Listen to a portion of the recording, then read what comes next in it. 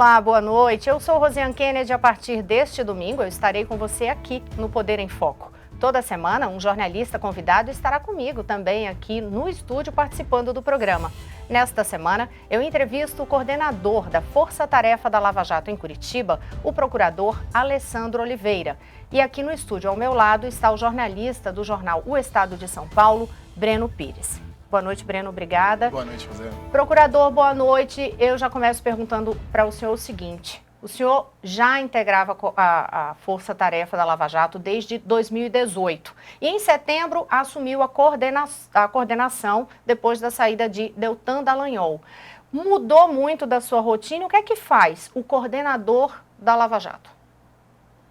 Uma ótima noite a todos da bancada que nos acompanham, Rosiane, Breno, a todos que nos concedem essa honra de me acompanhar. De fato, eu acompanho a Lava Jato de maneira direta desde 2018, compondo o grupo de trabalho, e mais recentemente, início de setembro, assumi a coordenação da Força Tarefa de Curitiba, e que é uma mudança drástica de atividade. A Força Tarefa de Curitiba é a primeira, é a maior, a mais expressiva, ouso dizer a mais complexa de todas, e o trabalho de coordenador, ele na verdade desempenha bem essa noção intuitiva que temos de coordenador. A equipe é grande, nós temos mais de 30 servidores, atualmente 13 procuradores, e nesta grande equipe com divisão muito bem pensada, muito bem refletida de tarefas, cada um e cada grupo desempenha as suas atividades, e o coordenador ele desempenha aquele papel panorâmico. Ele acaba sendo o lado mais visível, porque é o que tem essa maior visibilidade, em contato exterior com os órgãos, com a imprensa, com a população de modo geral, mas são as equipes operacionais que tocam de verdade, e são as equipes operacionais que movimentam as investigações, as ações, enfim, toda a verdadeira espinha dorsal da Lava Jato. Mas tudo que acontece na Força Tarefa em Curitiba tem que passar pelo senhor? Não necessariamente. Há uma divisão de tarefa muito bem racionalizada, há uma discussão constante de quais são as tarefas, divididas em grupos temáticos, às vezes em grupos de atuação, algo que é sempre objeto de autorreflexão para alterações pontuais. Já se são aí 5 anos de experiência, então há toda uma experiência agregada para essa divisão de atividades. O coordenador, ele tem essa visão panorâmica, ele acaba tomando um conhecimento profundo de tudo o que se passa. Isto é essencial para o bom desempenho dos trabalhos, mas o dia a dia, as manifestações, as peças processuais, as investigações, as deflagrações de fases, como nós costumamos dizer, elas ficam a cargo realmente dos grupos que nós chamamos de grupos operacionais, composto por procuradores e servidores nas suas áreas. Procurador, eu vou já passar a palavra aqui para o Breno, mas eu quero já introduzir um assunto bem factual, um assunto que foi dessa semana agora, que foi uma discussão levantada sobre a necessidade ou não de o Brasil ter uma nova Assembleia Nacional Constituinte. Foi uma ideia defendida pelo líder do governo na Câmara, Ricardo Barros, dizendo que faltava governabilidade, a dificuldade da governabilidade era por uma necessidade de ter uma nova Constituição. E, por outro lado, o ex-ministro Sérgio Moro, que foi aí da Força Tarefa também, né, que foi aí da Justiça em Curitiba, da Lava Jato, e ele disse que não, que o problema no país não era a questão da Constituição. O que fazia com que não tivesse governabilidade é a corrupção no país. Qual é o seu entendimento sobre isso?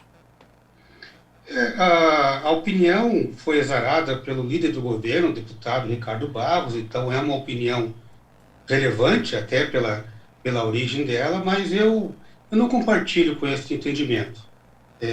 A Constituição de um país, de um Estado, ela é algo que tende a ser bastante perene, tende a ser bastante constante, ela é o principal instrumento jurídico e político de uma nação.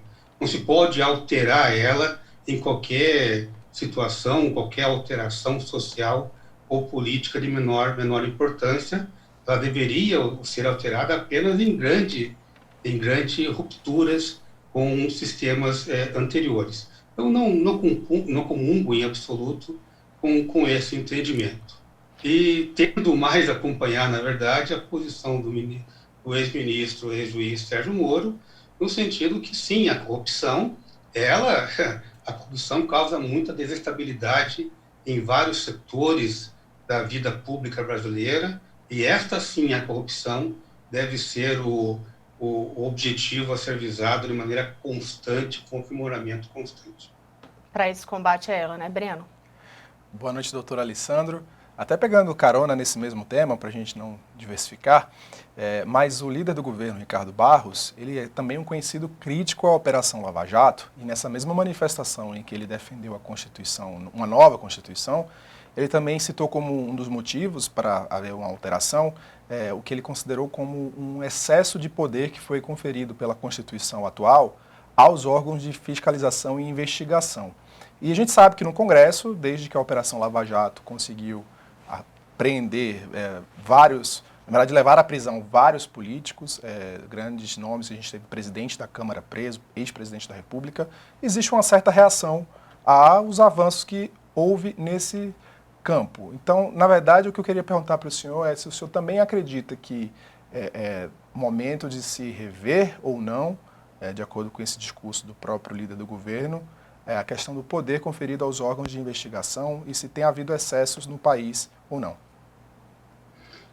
Olha, eu concordo em parte com a premissa que ele apresentou, mas isso eu vejo como um lado muito positivo. Que bom que no Brasil nós temos órgãos de fiscalização e controle que estão efetivamente realizando o seu papel constitucional. Se estão incomodando, às vezes, alguns outros setores, é porque o papel de fiscalizar realmente acaba provocando este resultado como um efeito, talvez, colateral. Mas eu vejo, então, de maneira positiva esta premissa. Que bom que nesse país, órgãos de controle, que sempre foram órgãos apenas formalmente instituídos, talvez estejam materialmente, efetivamente, desempenhando o seu papel de controle. Não vejo este excesso, talvez a visão do deputado seja uma visão, porque ele foi um dos grandes defensores da atual lei de abuso de autoridade, então, nesse conhecimento, tenha partido para conclusões que, mais uma vez, eu ouso a ter conclusões um pouco diferenciadas, porque não vejo esse excesso. Eventuais excessos pontuais, este sim, ninguém está livre de cometer excesso, devem ser apurados, punidos e responsabilizados. Mas eu volto a repetir, já pela terceira vez, porque este é um ponto importante e caro para nós. Que bom que no Brasil, então, os órgãos de controle e fiscalização estão desempenhando o seu papel a ponto de incomodar instituições que, às vezes, se sentiam intangíveis a qualquer tipo de controle. Hoje o senhor acha que esse sentimento acabou, esse sentimento de que não havia possibilidade de atingir determinados setores, segmentos da sociedade? Olha, ele teve, no Brasil, teve uma grande oportunidade com a concepção da Lava Jato. Eu fico à vontade em dizer isso porque estou ingressando na Lava Jato em Curitiba recentemente, ainda estou com aquela visão mais externa do que interna ainda. Mas a Lava Jato, ela tornou-se quase que uma entidade no Brasil. Ela mudou uma concepção, mudou um modo de encarar e de investigar alguns tipos de condutas que eram inatingíveis no Brasil. É só tentar fazer um pequeno exercício hipotético e histórico e regressar a 2014, que nós veremos como quase uma hipótese utópica querer realizar ou buscar os resultados que foram atingidos pela Operação Lava Jato. No primeiro momento, ou nos primeiros momentos, tivemos grandes oportunidades, concepções, mudanças de paradigmas para atingir realmente investigações complexas, pessoas que eram inatingíveis. Hoje eu vejo, infelizmente, uma reação, algumas legítimas, outras nem tanto, que tentam e às vezes conseguem efetivamente enfraquecer ou limitar o alcance da Lava Jato. Estamos nos esforçando para que isso não aconteça. E a boa notícia é que as pesquisas recentes indicam que a população brasileira continua firme nos mesmos objetivos da Operação Lava Jato, que é um combate efetivo, constante, diuturno contra a corrupção. Que ações, por exemplo, quando o senhor faz essa menção aí, que dá para dar um entendimento de que é como o senhor tivesse um entendimento de que são ações para tentar enfraquecer a Lava Jato. É isso? E que ações são essas? Não, eu não digo efetivamente aquele objetivo intencional de enfraquecer a Lava Jato. Mas o fato é que algumas mudanças recentes na estrutura jurídica e política brasileira, e legislativa de maneira especial, limitaram bastante o alcance de operações, o que nós chamamos no meio jurídico de crimes de colarinho branco, aqueles crimes que tecnicamente são delitos econômicos e empresariais, e de fato criou uma série de dificuldades, barreiras, limitações de alcance de investigações e resultados processuais. Eu volto a repetir, não que seja algo conspiratório, algo intencional, mas o fato é que nos últimos anos as possibilidades no horizonte da Lava Jato foram gradativamente diminuídas. Isso leva até uma pergunta que já é baseada numa fala recente do presidente Jair Bolsonaro de que a Lava Jato estaria acabando porque a corrupção no país estaria acabando. Como o senhor avalia esse comentário do presidente da República? Olha, já pudemos nos manifestar até publicamente sobre esta passagem, e o presidente depois tentou corrigir, dizendo que foi uma figura de linguagem, mas, enfim, não parece ter sido a escolha mais feliz em termos de expressão.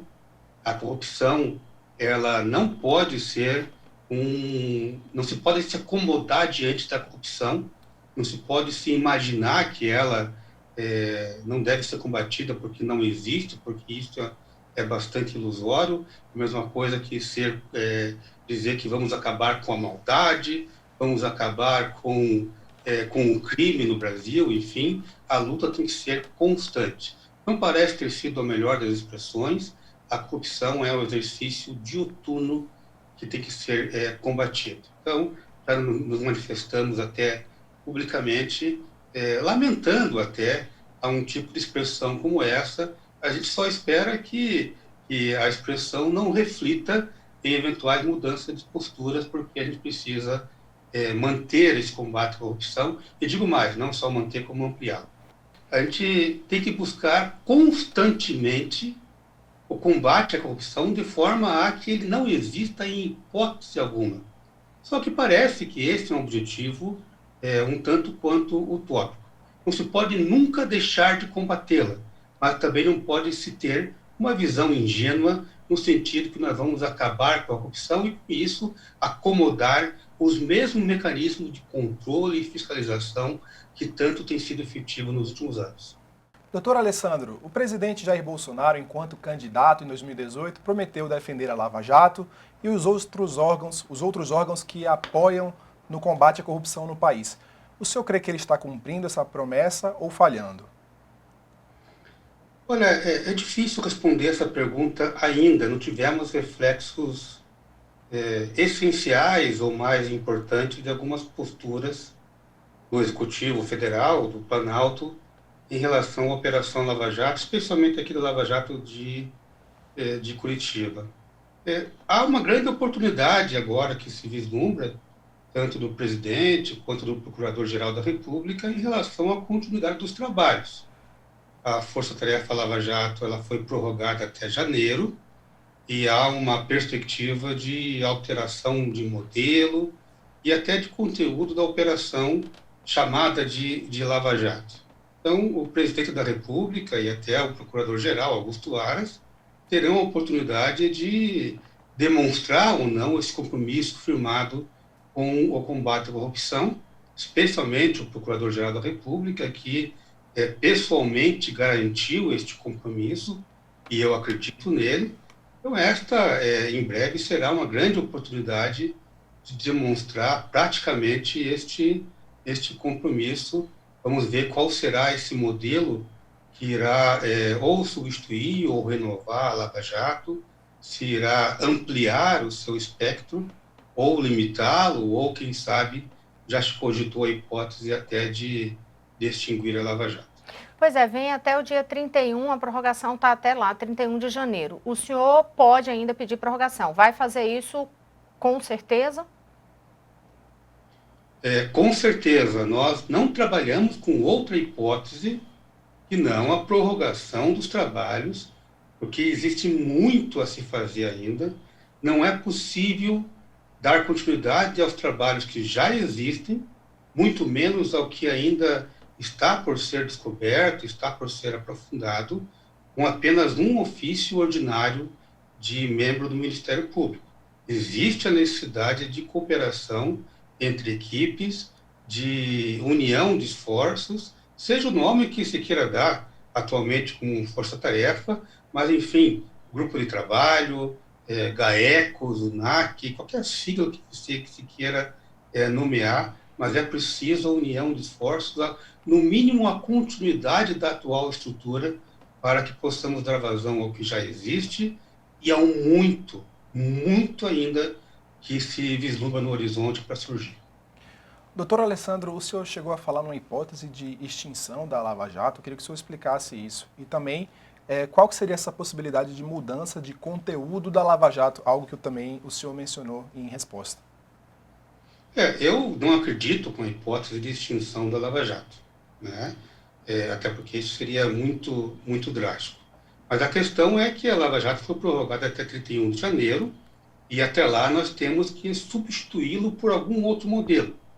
O Procurador-Geral da República, na última reunião, acenou, demonstrou uma simpatia maior pelos modelos de GAECOS, que são tão conhecidos nos Ministérios Públicos Estaduais, né? Aquela união de esforços entre promotores de justiça para investigações especiais. Para mim, a discussão sobre qual modelo, qual a forma que será dada à continuidade, é de menor importância. Para mim, o que interessa mais é que haja essa continuidade sem limitação da estrutura, para que os processos tenham, os que já existem, uma continuidade adequada e aquelas investigações que estão por vir possam ter o seu aprofundamento adequado, pelo menos no curto e médio prazo. E em relação ao conteúdo dessas investigações? Por vir, infelizmente, a gente não pode mencionar em razão do sigilo. Só posso dizer que a Operação Lava Jato está aí a plenos pulmões, está em pleno vapor, e existem muitas questões ainda a serem aprofundadas. Só não foram por questões, às vezes, estruturais.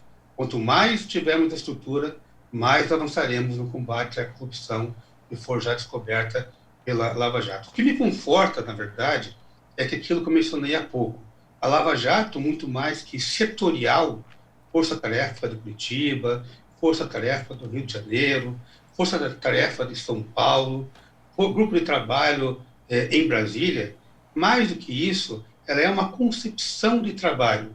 Os órgãos policiais e os ministérios públicos alteraram nos últimos anos a maneira de investigar crime de colarinho branco, muito baseados na mudança de paradigma proporcionada pelo advento da Operação Lava Jato. Pelo que o senhor tem de conteúdo aí, de apurações, do que o senhor vislumbra dessas investigações, né, do caminho dessas investigações, o senhor acredita que tem trabalho aí, há necessidade de força-tarefa por pelo menos mais quantos anos? A Lava Jato aí vai perdurar por mais quantos anos? Dá para ter uma estimativa? É difícil prever. Os números indicam isso, né? Nós temos aí uma ascensão ainda em termos de números. Há um crescente número de denúncias em relação sempre ao período anterior, há um crescente número de fases das operações, apenas impactada agora por questão, obviamente, da pandemia, mas eu que cheguei agora, eu confesso que eu olho neste horizonte de possibilidades de investigação, não consigo enxergar num horizonte próximo uma possibilidade de encerramento ou de estagnação do que ainda está por vir. Parece que cada eixo de investigação ele tem capacidade de se desdobrar em dois, e esses dois em quatro, e nessa progressão geométrica, confesso que eu não vislumbro, seria impossível estipular aqui um período de tempo em que nós poderíamos dizer, olha, a Lava Jato agora estagnou e nós temos condição de trabalhar apenas com o que nós descobrimos até agora. Não consigo ainda fazer essa afirmação. Doutor Alessandro, o senhor citou o Procurador-Geral Augusto Aras. Antes mesmo de o senhor assumir a coordenação da Lava Jato, né, o senhor trabalhou no grupo de trabalho da Procuradoria-Geral da República, que atuava nos processos da Lava Jato. Ainda nesse período, Augusto Aras iniciou uma série de críticas, né, e ataques verbais à Operação Lava Jato no Paraná. Uma das medidas adotadas, além dos comentários públicos, foi a solicitação ao Supremo para que fossem disponibilizadas todas as bases de dados das investigações da Lava Jato. O Procurador-Geral chegou a dizer que tinham 38 mil pessoas investigadas pela Lava Jato no Paraná. Esse número chocou um pouco a sociedade, porque não se tinha conhecimento de algo que fosse desse tamanho.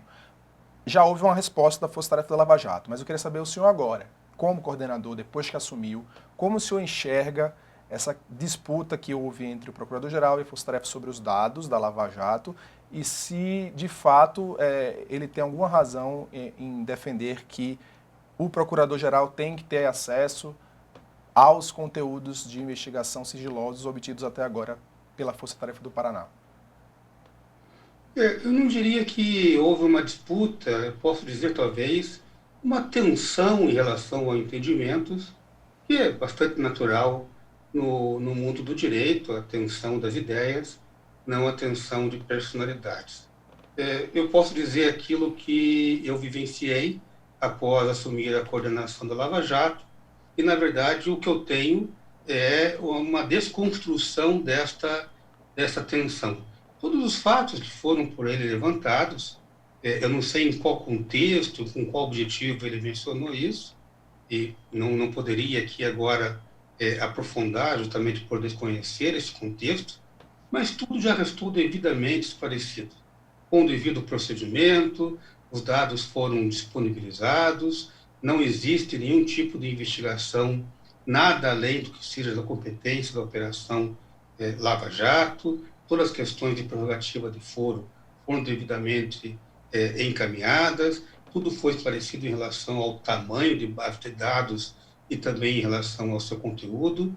Tivemos uma reunião recente no início do mês, agora, início do mês de outubro, recente, com o Procurador-Geral da República, em que ele verbalizou o compromisso de dar apoio à Operação Lava Jato, especialmente à Força Tarefa de Curitiba. Então, eu posso dizer que a notícia que eu tenho é de um apoio, de uma efetiva contribuição para a realização dos trabalhos. Se houve eventual tensão, ela já restou devidamente esclarecida e superada. E existe alguma briga de vaidades? Do lado externo, a gente sempre ouve aqui no ambiente em Brasília, ambiente que se faz referência à Lava Jato, de que existe sim, foram muitos holofotes em relação à própria operação, e os procuradores, o Ministério Público, eles ganharam uma visibilidade muito grande. O senhor enxerga em algum momento aí uma briga de vaidades?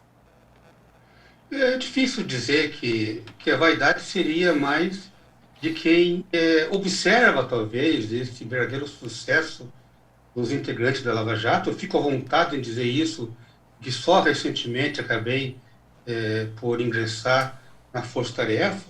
Então, antes de ingressar, eu fazia parte dessa equipe que acompanhava a Força Tarefa e sempre admirei os trabalhos, sempre fui um torcedor, um admirador de cada fase, de cada resultado obtido, vibrando com as investigações que eram realizadas. É claro que isso gera inúmeros efeitos para aquele que observa. Os veículos de comunicação são talvez os grandes mestres que compreendem bem essa sistemática e efeito psicológico nas pessoas. Há aqueles que, como eu, acabam vislumbrando com admiração os resultados.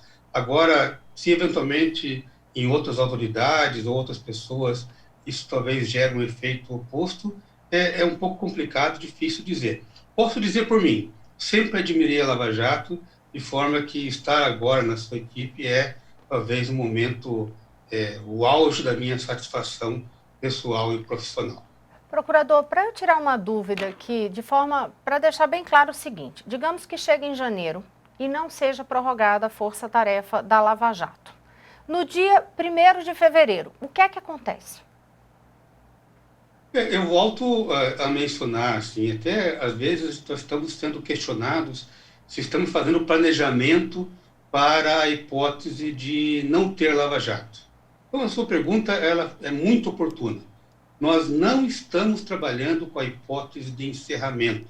Seria tão drástico que é uma hipótese que nós, embora seja possível apenas no âmbito de possibilidade fática, ou seja, já que é uma prerrogativa do Procurador-Geral prorrogar, ele não prorrogar, mas parece-nos uma hipótese um pouco distante, tal é o impacto que isso causaria, não só na operação, mas em toda a sistemática que ela congrega. Nós trabalhamos, sim, com a prorrogação. Agora, nós precisamos saber, e nós estamos questionando constantemente a Procuradoria-Geral da República, para que essa definição seja breve, seja logo, porque nós precisamos fazer todo um planejamento.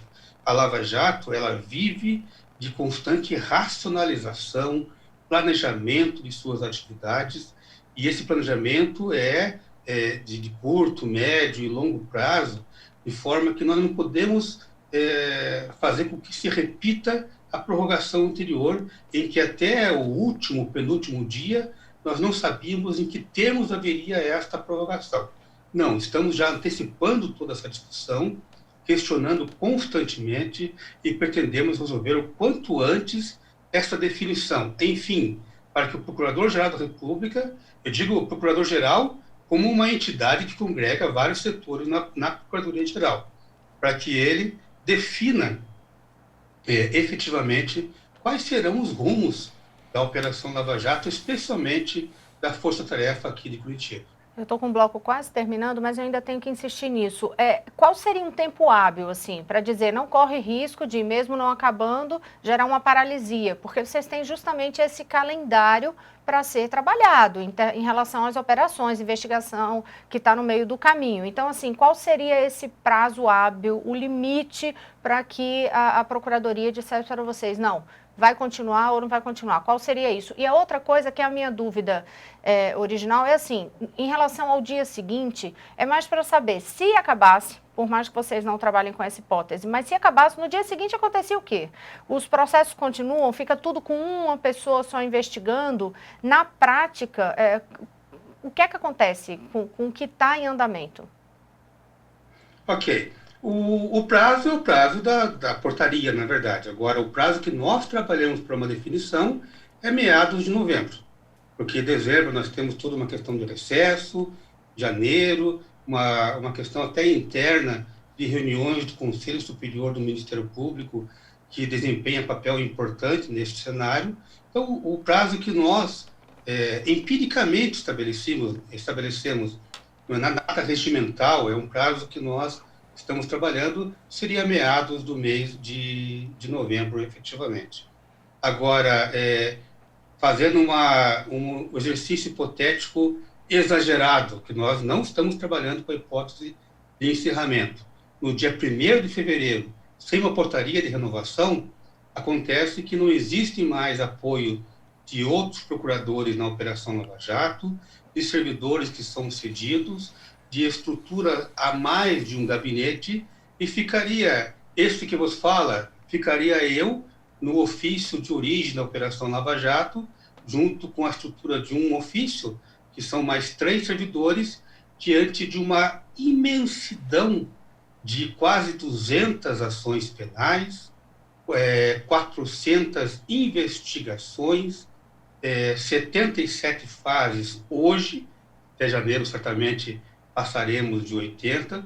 Enfim, nós estaríamos diante de um cenário absolutamente caótico para apenas 4 pessoas, um procurador e 3 servidores. É claro que isso é inviável.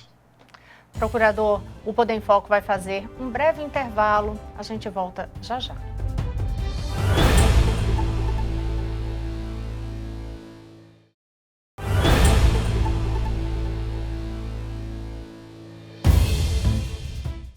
Estamos de volta com o Poder em Foco. Nesta edição, eu entrevisto o coordenador da Força Tarefa da Lava Jato, o procurador Alessandro Oliveira. Procurador, o Supremo Tribunal Federal vai ter agora uma nova composição com a nomeação do Cássio Nunes Marques para a vaga de Celso de Mello. Na sabatina que ele participou, o novo ministro do Supremo participou no Senado Federal, ele defendeu ali a necessidade de fazer alguns ajustes na Lava Jato, algumas mudanças. A minha pergunta é se o senhor compartilha dessa ideia e o que é que precisa ser alterado ainda na Lava Jato? O que seriam esses ajustes, essas mudanças pontuais? Acompanhei com muita atenção a sabatina do novo ministro, afinal é o cargo judiciário mais importante em nosso país, integrante da Suprema Corte, Supremo Tribunal Federal, mas como é de costume na República Brasileira, a sabatina não é aquela sabatina com grande profundidade. Então, como as respostas, as perguntas, elas não foram na profundidade específica, não foi possível ter algumas conclusões muito casuísticas, muito específicas sobre os rumos da Lava Jato. Parece que o discurso, no qual eu concordo nas suas premissas básicas, é no sentido que o combate à corrupção deve permanecer e como qualquer categoria, como qualquer instituição, especialmente as instituições jurídicas, há sempre aquela necessidade de eventual aprimoramento que serve para qualquer outra instituição. Não foi possível, então, diante da sabatina, ter conclusões mais específicas sobre quais seriam esses rumos. Particularmente, não vejo rumos a serem modificados. Queria aproveitar a sua pergunta, inclusive, para esclarecer até a população sobre uma divisão que ela é um pouco artificial entre os chamados lavajatistas e os garantistas, como se houvesse uma oposição real entre ambas oposições.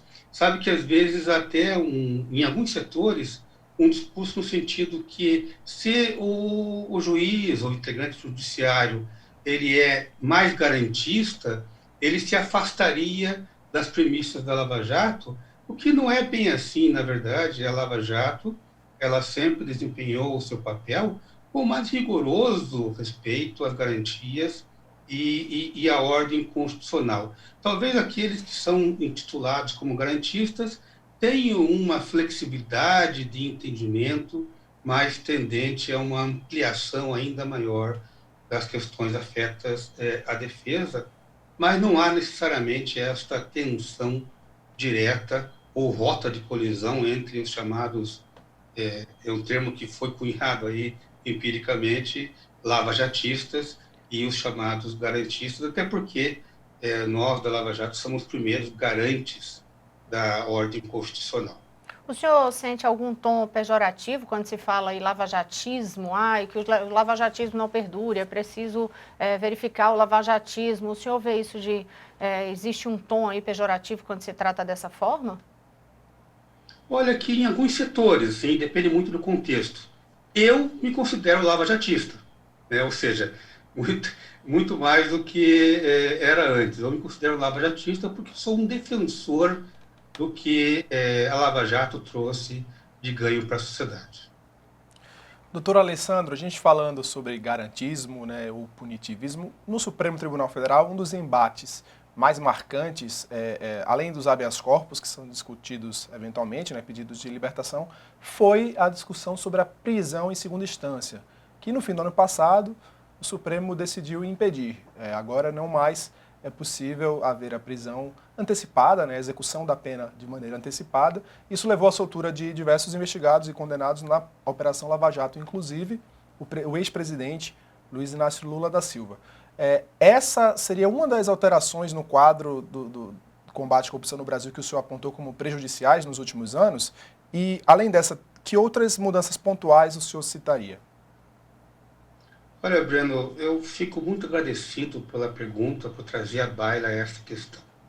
O Supremo Tribunal Federal, ele é o órgão de cúpula, é aquele que diz a última palavra, especialmente em matéria constitucional, e disse que não é possível a chamada prisão em segunda instância, que na verdade é a execução da pena a partir de decisões de órgão colegiado. Quanto mais, então, por isso tem que ser deve ser respeitado. Mas eu não consegui evoluir no pensamento para concordar com a maioria formada. Quanto mais eu aprofundo os meus conhecimentos, quanto mais eu estudo a complexa teia jurídica brasileira, a ordem jurídica internacional, mais eu me convenço que há plena possibilidade de execução de sentença a partir de decisão em segunda instância, e mais do que isso, mais do que discussão acadêmica, teórica, que eu tenho me aprofundado muito nos últimos anos. Uma prática seria muito importante para os rumos do combate à corrupção que retornasse à situação anterior. No dilema daquele que se corrompe e realiza um ato tão odioso que é a corrupção, certamente há esse raciocínio de custo-benefício. O que eu vou sofrer de consequência, o que eu posso sofrer de consequência e o que eu posso enriquecer a partir do meu ato. Nesta balança, a impossibilidade de punição ou de resposta penal no curto prazo e a possibilidade de arrastar isso por dezenas de anos pesa não a favor do combate à corrupção. Esperamos que o Supremo eventualmente retome a matéria, isso não depende de nós, mas senão que o Congresso Nacional assuma este papel, não digo importante, essencial no combate à corrupção e possa deixar claro no texto constitucional, no poder constituinte reformador que é do Congresso Nacional, que é possível essa execução provisória. A palavra está com o Congresso Nacional. O destino do combate à corrupção, em um de seus pilares fundamentais, está hoje na pauta do Congresso Nacional. Nessa pauta de discussão do Congresso, a prisão em segunda instância, existe uma possibilidade de que ela seja autorizada, mas apenas daqui para frente. Uma das emendas em discussão no Congresso é para que só valha para novos crimes, novos processos. Qual seria o tamanho do prejuízo para o que já foi feito até aqui pela Lava Jato, e não só pela Lava Jato, né, pelo o nosso contexto de órgãos de controle no país, caso a mudança só valha daqui para frente? Isso é uma discussão que vai ser travada necessariamente, não só no Congresso, como depois no Judiciário. Existem princípios jurídicos aí que estão envolvidos. A gente espera, efetivamente, que não haja essa limitação temporal. Mas dos prejuízos possíveis, se houver um deadline, permita-me falar essa expressão, daqui para frente, menos mal, digamos, pelo menos o Brasil já conserta os seus rumos, embora tenha aí um passado a ser apreciado. O nosso ideal é, claro, a ampla aplicação, inclusive retroativa. Mas, se não for possível, que seja doravante, que seja, mas que seja alterada a legislação para que isso seja possível. Procurador Alessandro Oliveira, a gente vai continuar esta conversa, mas daqui a pouquinho o Poder em Foco vai fazer um breve intervalo. Eu volto já.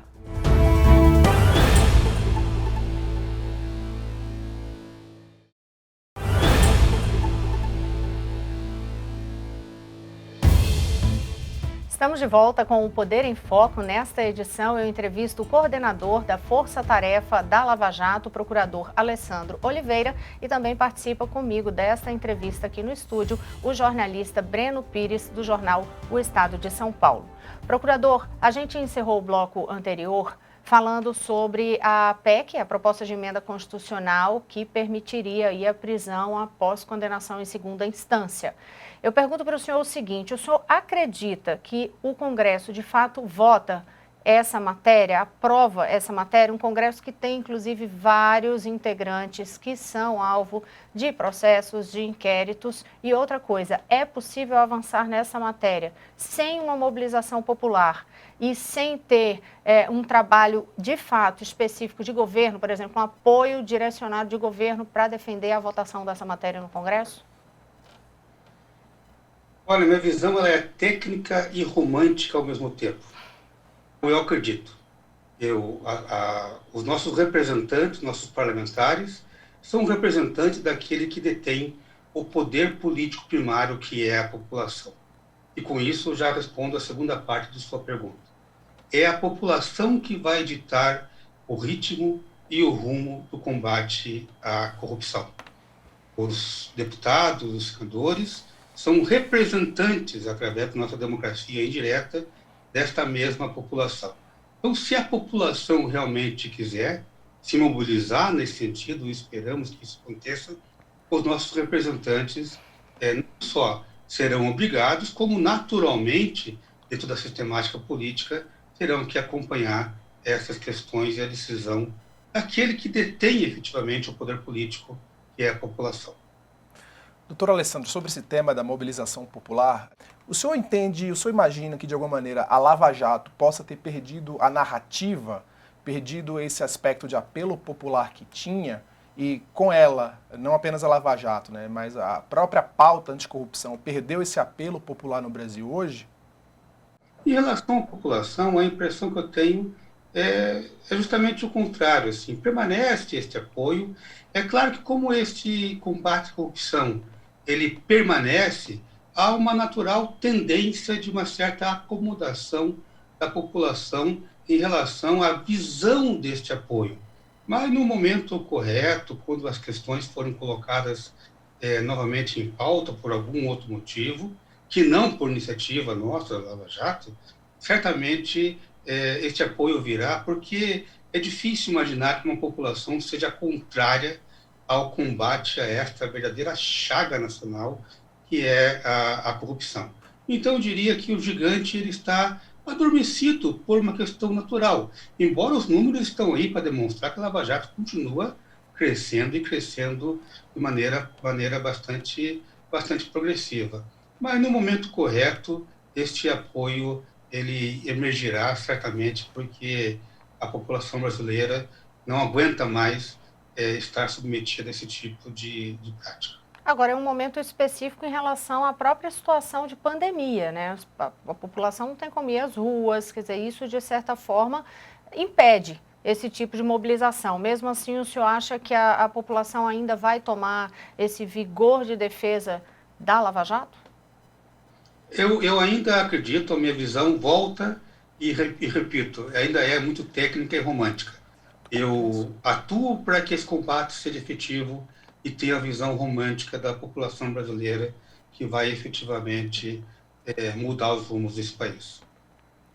Doutora Alessandra, a Rosiane acabou de falar sobre o Congresso também, e há em discussão na Câmara dos Deputados duas alterações em leis importantíssimas no combate à corrupção, que são a lei de lavagem e a lei de improbidade administrativa. Discute-se a flexibilização de ambas as leis. O senhor tem posição firmada sobre o assunto? Há margem para isso ou isso traria retrocessos para o combate à criminalidade no país? Olha, toda alteração legislativa ela é importante. As leis elas não podem ser engessadas, elas podem ser modificadas, podem ser discutidas.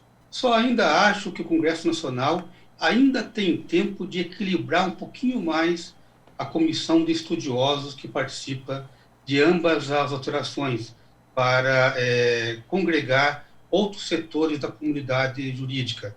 Parece-me que há uma desproporção entre os agentes que estão atuando nestes estudos. Mas ainda está no início, a gente espera que eventual alteração da lei seja em favor do combate à corrupção. Infelizmente, as últimas leis alteradas, elas tiveram um resultado que o saldo ele é negativo. Ele mais prejudicou do que melhorou o combate à corrupção. Tomara que o Congresso retome o seu rumo, convergindo para que esse combate seja ampliado. Isso é uma menção aí que o senhor faz, já referindo à questão do artigo 316, que terminou resultando recentemente na soltura do André, do REP? O pacote anticrime, na verdade, trouxe algumas evoluções, mas algumas medidas que realmente limitaram bastante a atuação no combate à corrupção. O artigo 316 é um deles. A questão da colaboração premiada foi muito limitada com o pacote anticrime e algumas outras alterações. Então, neste saldo, na verdade, o pacote anticrime trouxe evoluções, mas ele não é tão assim anticrime quanto o nome indica. Procurador Alessandro Oliveira, muito obrigada por conceder esta entrevista ao Poder em Foco. Breno Pires, jornalista do jornal O Estado de São Paulo, muito obrigada também. E eu agradeço principalmente a você, telespectador, que acompanhou o programa até aqui. Você pode assistir a todos os episódios do Poder em Foco no canal do SBT Jornalismo no YouTube e também conferir os destaques desta entrevista no portal sbtnews.com.br. No próximo domingo, logo após o programa Silvio Santos, tem mais um Poder em Foco, sempre conversando com personalidades do ambiente do poder. Eu espero vocês aqui. Uma boa semana a todos.